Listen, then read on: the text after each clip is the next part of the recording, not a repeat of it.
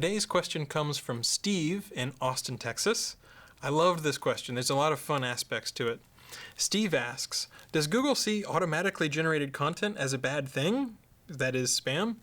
If I publish uncopyrighted content on my site that is available from other sources or sites via a WordPress plugin and Google found out, are there any penalties? Let me start from the second question. I even have a little bit of a problem with how you're phrasing the second question.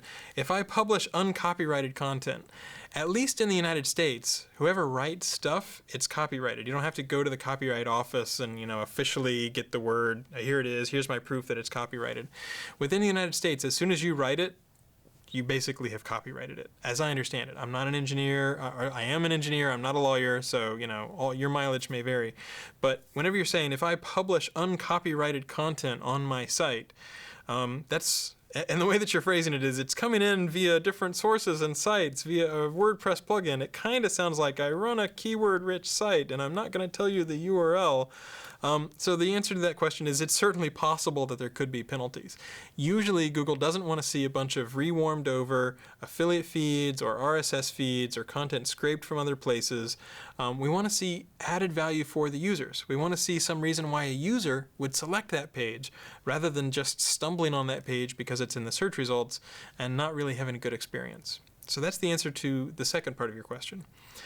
So let's go back to the first part of your question. Does Google see automatically generated content as a bad thing? Well, it can be. Given the context of the second part of your question, it very well probably might be. But automatically generated content doesn't have to be a bad thing. For example, Google's web results are automatically generated. I think those are pretty helpful. The world seems to agree. A lot of people come to Google every day to do web searches.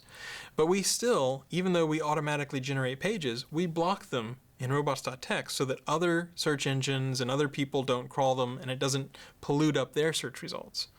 So here's the analogy that I would use with handmade content versus automatically generated content.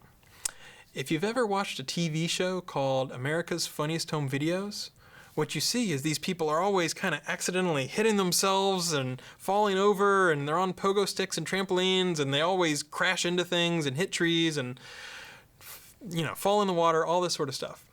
But there's a theme I've noticed as a connoisseur of America's Funniest Home Videos, and the theme is this. If it's just them, they usually can only hurt themselves so much. If you're under your own power, like you're riding your own bike, or you're jumping off, onto a rope or something like that. That's your own power. You can usually only do so much damage.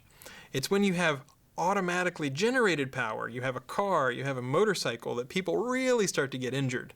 So it's kind of funny. Whenever people bounce around on a bed and they fall over on their head, they normally seem to be okay because there's only a finite amount of damage they can do under their own power.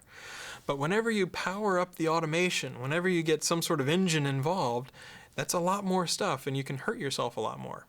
So does automatically generated content have to be a bad thing? No, it doesn't.